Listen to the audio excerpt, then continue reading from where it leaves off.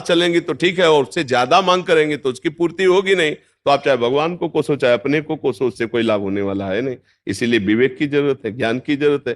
क्या आप असफलता समझते हैं?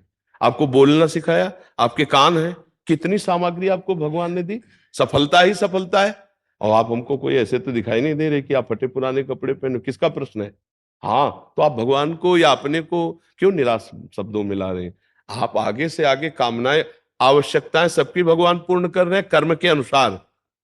आपको जो अत्यंत आवश्यक है वो भगवान पूर्ण कर रहे हैं। वायु फ्री, अभी बीमार हो जाओ ऑक्सीजन लगवा, पैसा लगेगा, फ्री ऑक्सीजन भगवान दे रहे हैं। जल दे रहे, पृथ्वी दे रहे, आकाश दे रहे, बुद्धि कहाँ देखो, आंख कितनी सुंदर हम सब देख सकते। किसी किसी की आंख नहीं, थोड़ी देर सोचो उसका कैसा जीवन होगा।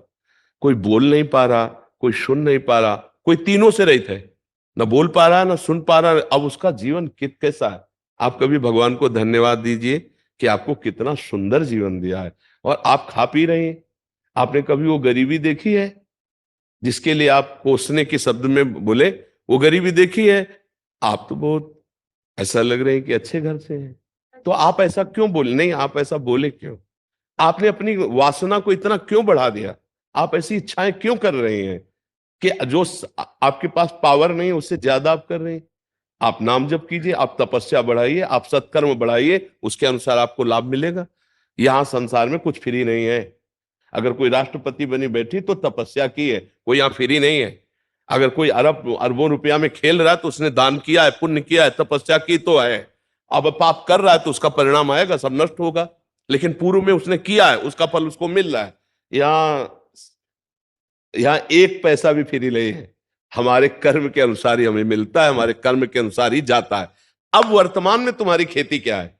ये तो तुम्हारी पूर्व की खेती है। अब वर्तमान में आप क्या कर रहे हैं? महाराज जी, वर्तमान में खेती सब चीजों की वजह से मतलब कोई भी काम शुरू करो उसमें मुझे उत्सुकता नहीं है। नहीं नहीं नहीं, यही गलती कर रहे हो। पूर्व की खेती तो बिगड़ी हुई थी हमारी, अब पूर्व को लेकर वर्तमान की बिगाड़ दे तो मूर्खता ही है ना।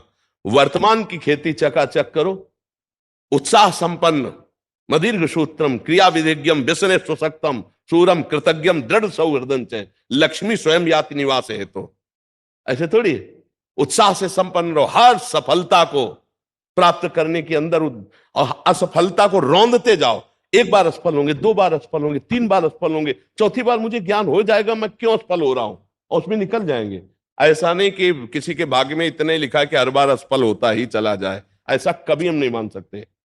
हमारा मनुष्य जीवन कोई पशु जीवन नहीं है कि हम केवल प्रारब्ध ही के अधीन है। हम नवीन कर्म करके नवीन प्रारब्ध की रचना करने आए हैं। हमें निराश नहीं होना, हमें नाम जप करना है, पवित्र चरित्र रखना है, दूसरों के अधिकार की रक्षा करनी है। क्योंकि आप किसी एक परिवार में होंगे, आपका कोई परिवार के सदस्य जन होंगे, उनके भावों की रक्षा करनी, उनकी सेवा करनी है, और सांसारिक उन्नति के लिए हमें प्रयासरत रहना है। अगर हम असफल हो जाते हैं व्यापार में, नौकरी में, प्रयास में, तो हमें निराश होकर नहीं बैठना, हमें फिर और उपाय करने हैं।